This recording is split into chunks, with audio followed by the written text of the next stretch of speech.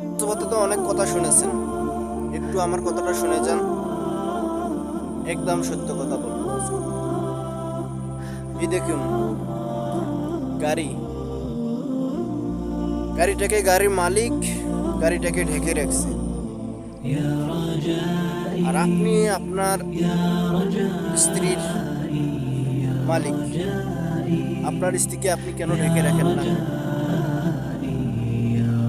ঢেকে রাখবেন, তাহলে আল্লাহ তাআলা আপনার উপর খুশি হবে।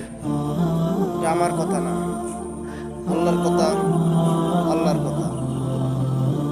গাড়িকে এত সুন্দর করে ঢেকে রাখছে, আর আপনি এত সুন্দর একটি স্ত্রী পেয়েছেন, আপনার স্ত্রীকে আপনি ঢাকিয়ে রাখেন না, খোলা আকাশের নিচে ছেড়ে ছেড়ে দেন, বাইরে হইতেছে।